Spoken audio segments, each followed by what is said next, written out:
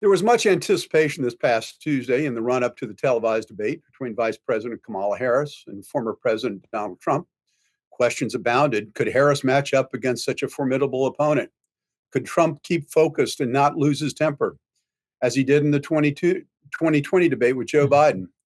All the chips, they seem to be on the table. The New York Times said it was a good night for Vice President Harris, that she was certainly seemed to win the debate.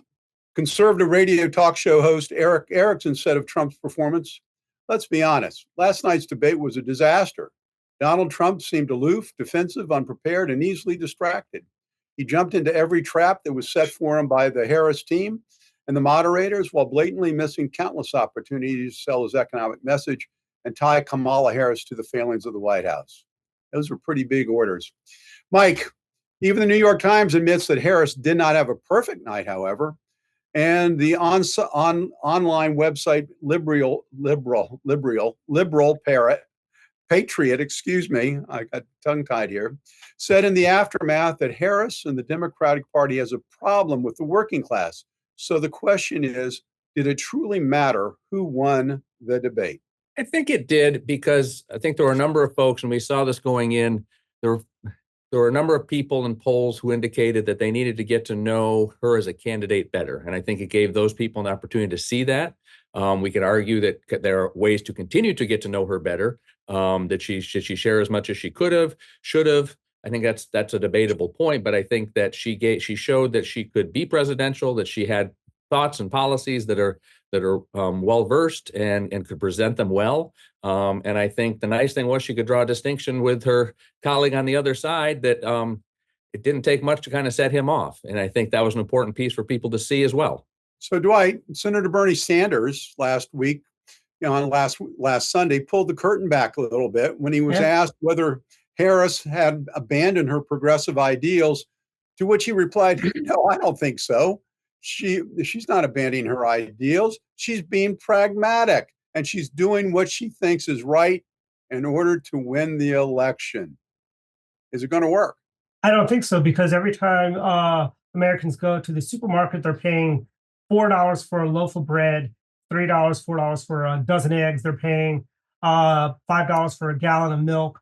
Bacon is up, ground beef is up, everything is up. And people understand that when they go to the grocery store. And another crime is up everywhere. We've got, because of the border crisis, and this is all direct to the Biden-Harris policies, which has led to high inflation that we haven't seen in years. I know they're cooking the books and playing the numbers. Oh, inflation's down. Yeah, but it was already up like so high to begin with.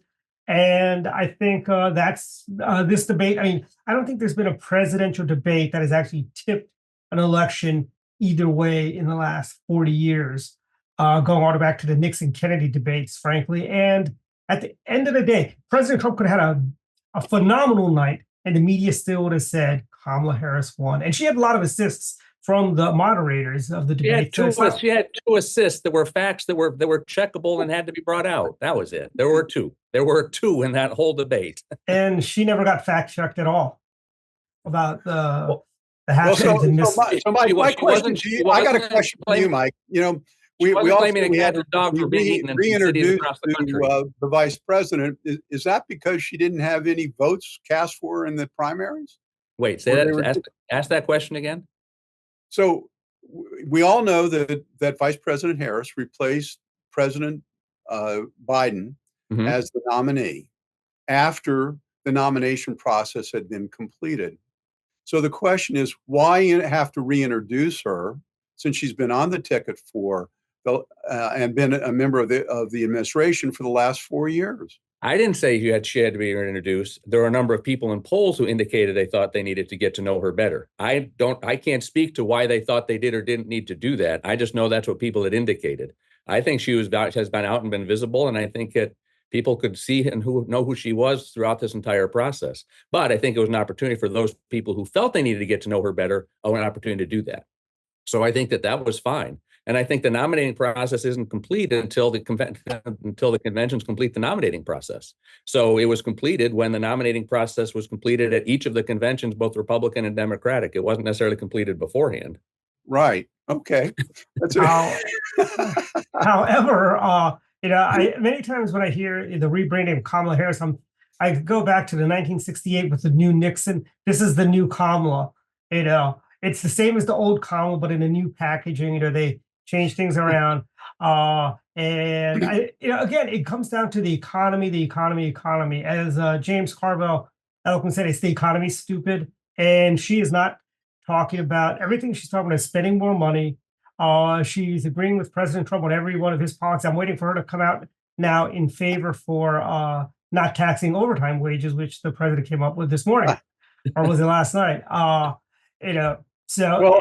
it's a perfect opportunity. The late Joe McGinnis wrote a book about the Nixon election called "The Selling of the President," and how it was a marketing campaign was introduced. We're probably going to need another book about this election, "The Selling of the President 2024."